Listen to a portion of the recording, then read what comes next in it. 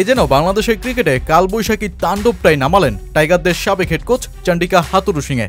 দেশ যখন বৈশাখের বৃষ্টিতে আচ্ছন্ন, তখন সাবেক এই লঙ্কান করলেন বিস্ফোরণটা। অস্ট্রেলিয়ার সংবাদ মাধ্যম কোর্ট স্পোর্টসে দেয়া এক সাক্ষাৎকারে চাকুরি ছেড়ে বাংলাদেশ থেকে বের হওয়ার তার ভাষায় বিভীষিকাময় সেই দিনের বর্ণনাটা করলেন তিনি। জানালেন জীবনের ঝুঁকি নিয়ে তিনি কোনো মতে হুডি ও টুপি পরে বিমানে ওঠেন আর ছাড়েন উত্তপ্ত বাংলাদেশের মাটি। একই সাথে মুখ খোলেন বিতর্কিত নাসুম আহমেদের ওপর চর কাণ্ড নিয়েও।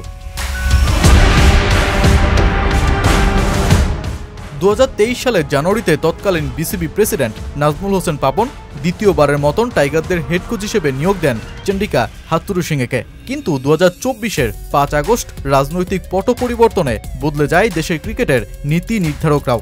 এমনকি হেড কোচ চন্ডিকা হাথুরুসিংহের বিদায়টাও তখন ছিল সময়ের দাবি। অবশেষে ফারুক আহমেদের নতুন বোর্ড অসৎ আচরণ ও নিয়োগবিধি ভাঙায় চাকুরিচ্যুত করেন এই সাবেক লঙ্কানকে। তবে এবার অস্ট্রেলিয়ার সংবাদ মাধ্যমে হাথুরুসিংহে বলছেন ভিন্ন কথা। চাকুরিচ্যুত নয়, বরং বিসিবির প্রধান নির্বাহীর পরামর্শেই তিনি ছেড়েছেন চাকুরি। আমার উদ্দেশ্যে বাংলাদেশের সিইও শেষ কথাটি ছিল আমার চলে যাওয়া উচিত। এই ব্যাপারে বোর্ডের কাউকে কিছু বলার দরকার নেই। তিনি বলেন, আমার কাছে কি বিমানের টিকিট আছে? এটা আমার কাছে একটা সতর্কীকরণ সংকেত মনে হলো। তখনই আমি একটু ভয় পেয়ে গেলাম।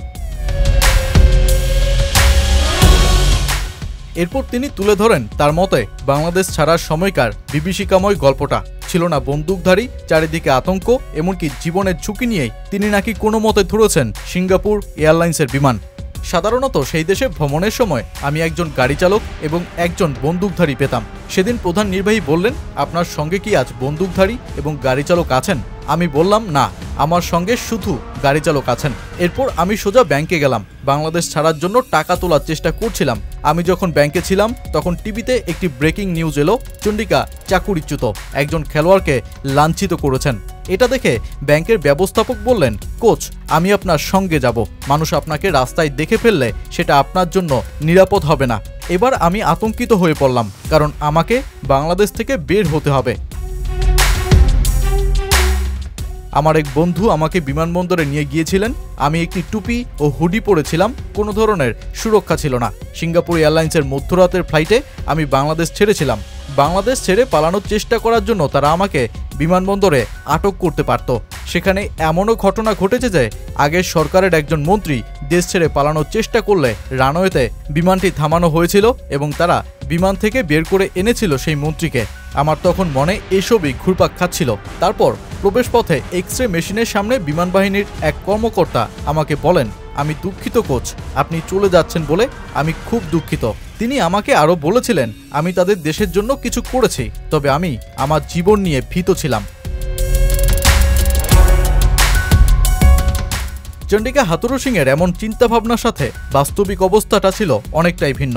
তাকে তখনও অনেকেই বাংলাদেশ দলের কোচ হিসেবে চাইতেন, এমনকি তাকে আটক করার মতন পরিস্থিতিও তৈরি হয়নি। তবে বিতর্ক ছিল নাসুম আহমেদকে চর মেরেছেন বলে।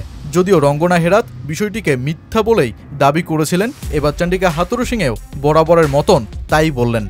আমি কখনোই কোনো খেলোয়াড়ের সঙ্গে ঝগড়া করিনি, খেলোয়াড়দের প্রতি আবেগও দেখাইনি। হতাশা থেকে হয়তো আমি ডাস্টবিন ছুঁড়ে ফেলেছি। যে কোনো কোচের ক্ষেত্রেই এমনটা হয়ে থাকে, কিন্তু যা হয়েছে তার থেকে এটা একেবারেই আলাদা।